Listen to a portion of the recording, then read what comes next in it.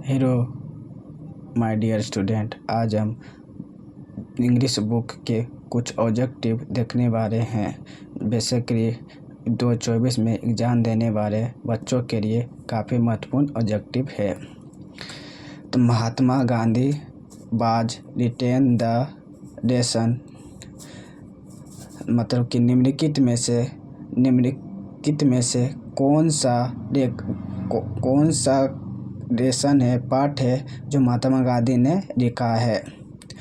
पहला ऑप्शन है I have a dream, दूसरा द आर्टिस्ट, तीसरा इंडियन सिविलाइजेशन एंड कल्चर, चौथा the earth.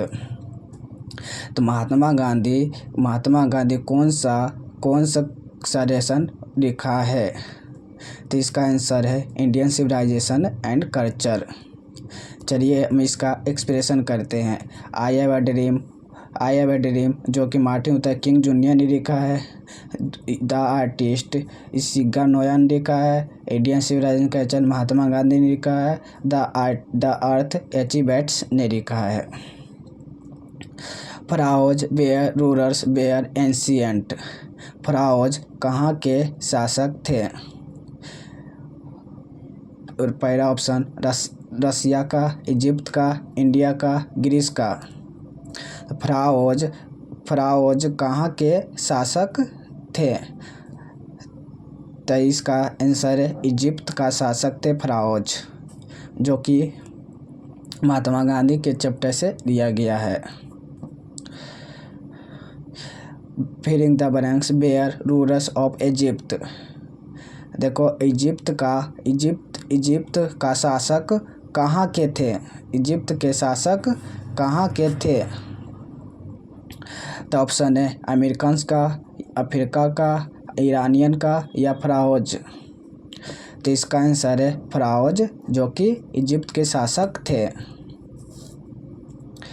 Civilisation is the state of development of a, civilisation is the state of development of a. Civilisation मतलब सभ्यता विकास की किस लोगों की विकास की अवस्था है? किसकी विकास की अवस्था है? लोगों का है विकास की अवस्था, या एनिमल्स का है विकास की अवस्था, या बर्ड का है विकास की अवस्था, या नॉन लिविंग थिंग्स का है विकास की अवस्था। मतलब कि महात्मा गांधी के चैप्टर से लिया गया civilisation is the state of development of a. Civilisation सभ्यता किसके विकास की अवस्था है? तो यह इसका आंसर है लोगों के विकास की अवस्था है। सिविलाइजेशन लोगों के विकास की अवस्था है। गिबन इज एसोसिएट विथ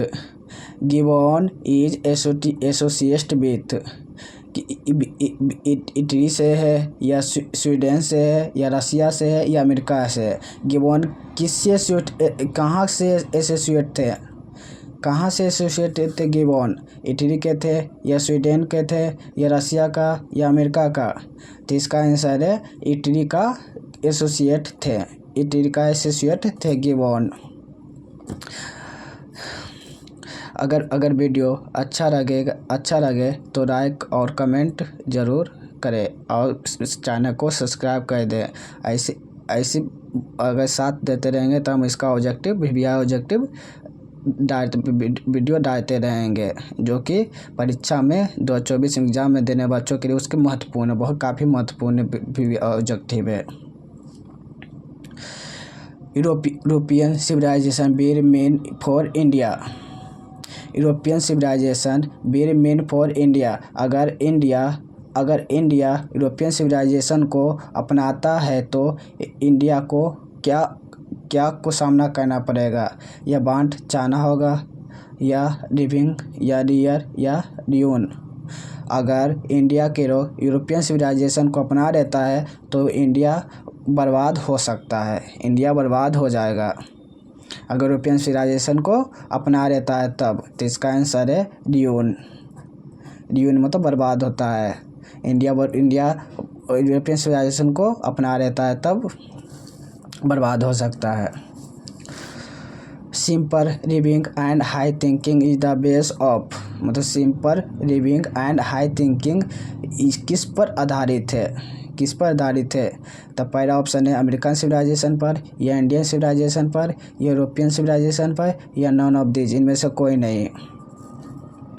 तो अगर simple living and high thinking is the base of पूछेगा तो इसका आंसर है इंडियन सिविलाइजेशन पर आधारित है। अगर इसी क्वेश्चन को simple living and high thinking is the motto of पूछेगा तो वेस्टर्न फिलोसफर इसका आंसर हो जाएगा। तो इसलिए ध्यान में इस ऑब्जेक्टिव को रखिएगा। अगर बेस ऑफ रहेगा तो इंडियन सिविलाइजेशन, और मोटो ऑफ रहेगा तो वेस्टर्न फिलोसफर रहेगा, होगा इसका answer. Indian glory is that it is immovable, या movable, या uncivilized, या ignorant। तो इसका आंसर है immovable।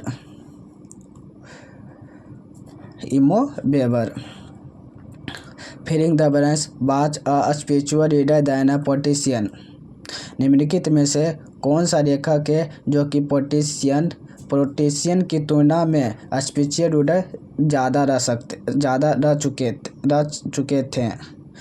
पॉलिटिशियन के तुलना में कंपैरिजन में स्पिरिचुअल रीडर रह चुके थे। पहला ऑप्शन है नेहरू जी, दूसरा है सरदार पटेल, या तीसरा महात्मा गांधी, या इंदिरा गांधी।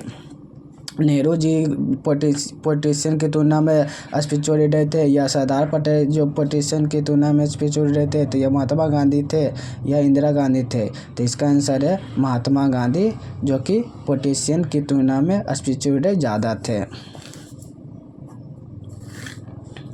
माई experiment with truth was written by. My experiment with truth कौन सा लेखक ने लिखा है?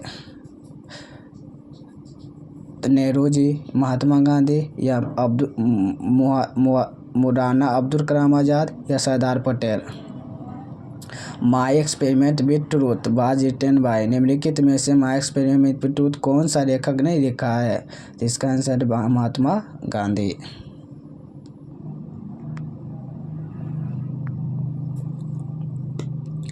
The mind is a restless.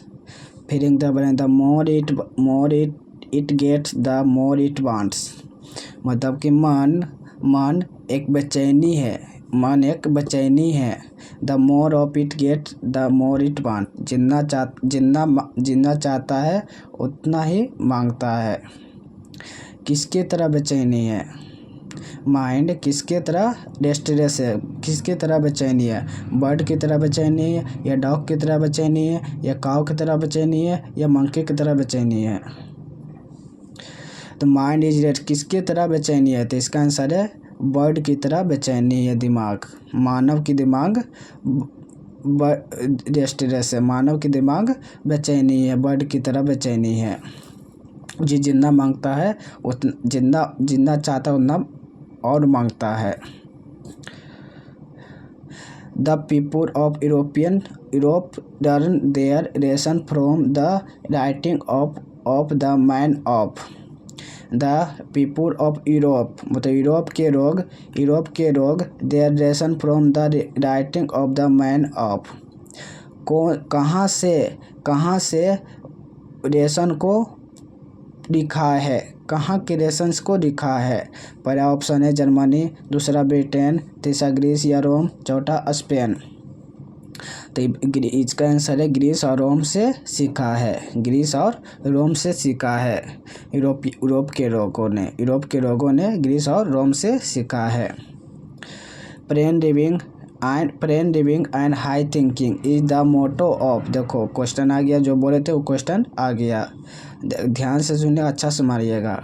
Plane living and high thinking is the motto of, मतलब मोटो ऑफ आ रहा, मोटो ऑफ। तो पहला option western philosopher, eastern philosopher, north philosopher, या नॉन ऑफ दिस। तो इसका आंसर क्या बताए थे? मोटो ऑफ आएगा था वेस्टर्न फिलोसफर, इसका आंसर होगा। हेलो तो स्टूडेंट, अब इतने तक आज के लिए बस इतना ही, और आगे भी ऐसे ही वीडियो डालते रहेंगे। और आप कमेंट और शेयर ज़रूर करें। ऐसे कमेंट करेंगे तो हम और अच्छा कर पाएंगे। Thanks your watching.